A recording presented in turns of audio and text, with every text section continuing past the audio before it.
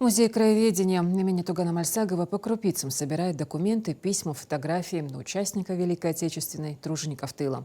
Они позволяют раскрыть судьбу людей, выполнявших на тот период стратегически важные для страны задачи. Так, на днях в фонд музея родственники ветерана Юнуса Камурзоева передали его награды и не только. Репортаж Амины Зязиковой. Человек, чья судьба стала частью истории нашей страны. Юнус Камурзоев – один из тех, кто в суровые годы Великой Отечественной войны встал на защиту Родины. В 1941 году он, как и тысячи его ровесников, был призван в ряды советской армии. Его путь начался в 545-м отдельном строительном батальоне, который занимался созданием стратегически важных объектов в Западной Украине. Они, значит, прокладывали провода, на нее лампочки вешали и рыли окопы, траншеи.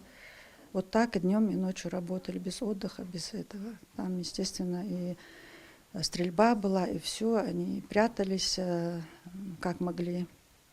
А затем стали строить военный аэродром, и там тоже он работал. Он 2 года провел там.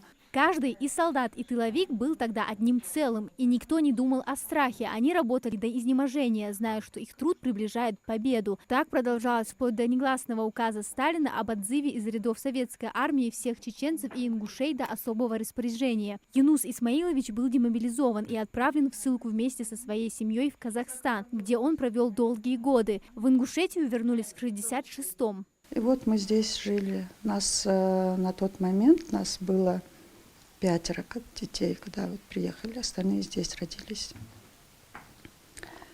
И вот мы тут обосновались, жили, учились.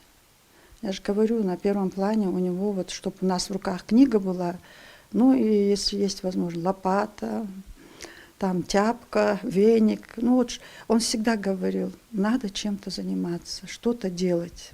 Время шло, и, казалось бы, воспоминания о таких людях, как Юнус Камурзоев, могли затеряться в архивах истории. Но его дочь не позволила этому случиться. С огромной самоотдачей и трепетом она сделала все, чтобы память об отце и его подвиге была сохранена. Фая Катиева собрала все, что осталось от военной биографии ее отца. Это документы, награды, редкие фотографии. Она передала их в музей. Это все будет храниться, и, конечно, мы будем рассказывать ко дню его рождения или к событиям, связанным именно с Великой Отечественной войной.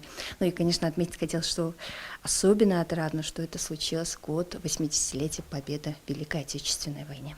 Сотрудники музея отметили, что такие бесценные экспонаты помогают по крупицам собирать историю вклада ингушского народа в победу над фашизмом. Эти реликвии станут частью большой экспозиции, рассказывающей о героизме и мужестве наших земляков. К счастью, люди сейчас приходят к нам, приносят документы, приносят кители, медали, награды. Для нас большая помощь, потому что все-таки, во-первых, они будут в музее храниться, во-вторых, это будет наглядная история для подрастающего поколения. Именно благодаря таким людям, как Юнус Камурзоев, наш народ сумел пройти через самые суровые испытания и сохранить свою честь и достоинство. Каждый такой документ и награда – это важная часть нашей общей истории, которую мы должны бережно хранить и передавать будущим поколениям. Амина Зязикова, Сулейман Костоев, Магас, 24.